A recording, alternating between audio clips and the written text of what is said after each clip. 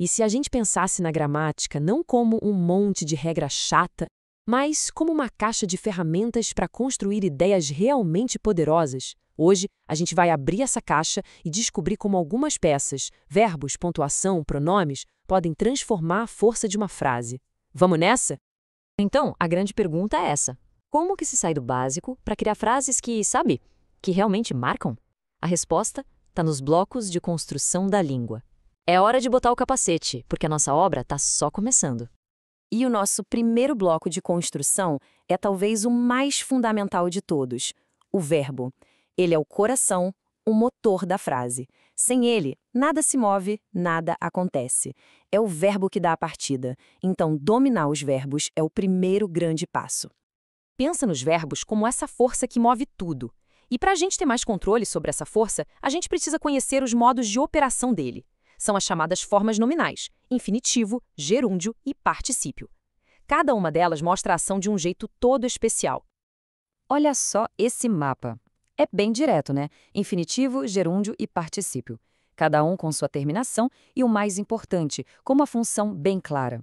O infinitivo é a ideia da ação. O gerúndio é a ação rolando, acontecendo. E o particípio é a ação já finalizada. Vamos olhar cada um de pertinho. Vamos começar pelo infinitivo. Ele é a ação no estado puro, a ideia da coisa. Quando a gente diz estudar é importante, ninguém está com o livro na mão ainda. A gente está falando do conceito, da ação de estudar. É o nosso ponto de partida. Agora, o gerúndio. Que a coisa ganha vida. É o puro movimento, processo em andamento. Estou lendo, coloca a gente dentro da cena, vendo a ação se desenrolar em tempo real. É o que traz dinamismo, sabe? E para fechar o trio, o particípio. Ele é o ponto final, o resultado da ação. O exercício foi completado. Pronto, missão cumprida. A gente sabe que a tarefa acabou, foi concluída. É a linha de chegada da nossa ação. Beleza, entendemos as formas de cada um. Mas a língua é tipo um quebra-cabeça, né? As peças se juntam. E o que acontece quando dois verbos resolvem trabalhar em equipe para expressar uma ideia só? Aí, a gente tem o que se chama de locução verbal. Pensa nisso como uma dupla dinâmica. Dois verbos que se unem para passar uma ideia de ação com mais detalhe, com mais tempero. É uma combinação que enriquece muito o sentido da frase.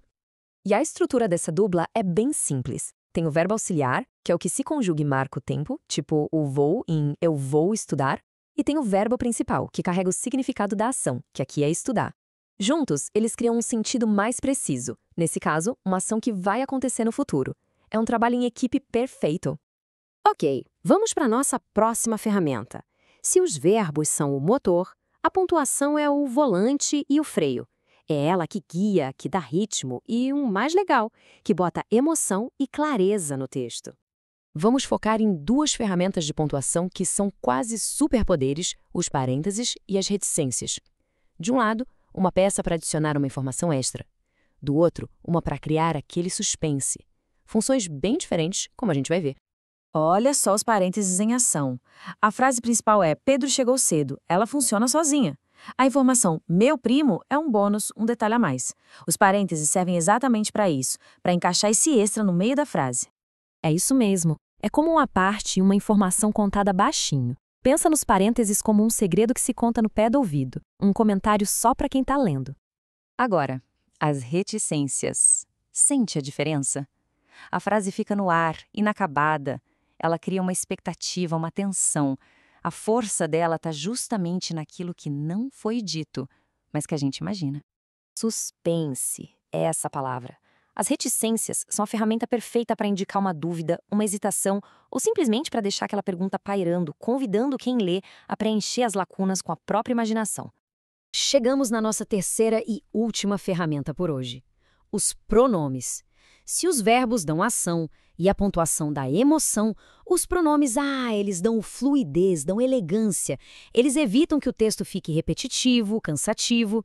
A função principal deles é essa aqui: substituir nomes. Eles são os dublês oficiais da língua. Em vez de ficar falando Maria pegou o livro da Maria, a gente simplifica. Maria pegou o seu livro. Fica muito melhor, né? Essa é a mágica dos pronomes. E existem vários tipos, né? Os pronomes retos são os protagonistas, quem faz a ação. Eu, nós. Os oblíquos são os coadjuvantes que recebem a ação. Me, lhe. E os de tratamento são quase um código de etiqueta, definindo a formalidade da conversa, como senhora ou até o você do dia a dia. Então, resumindo o nosso kit de hoje, a gente tem os verbos para dar poder e ação, a pontuação para dar clareza e emoção e os pronomes para deixar o texto elegante e fluido, 3 ferramentas essenciais para qualquer construção textual. Então tá aí o nosso kit de construção básico. Verbos para ação, pontuação para emoção e pronomes para fluidez. A pergunta agora não é qual ferramenta aprender, mas o que vai ser construído com elas. Que ideias poderosas podem ser erguidas a partir de agora? A caixa de ferramentas está aberta.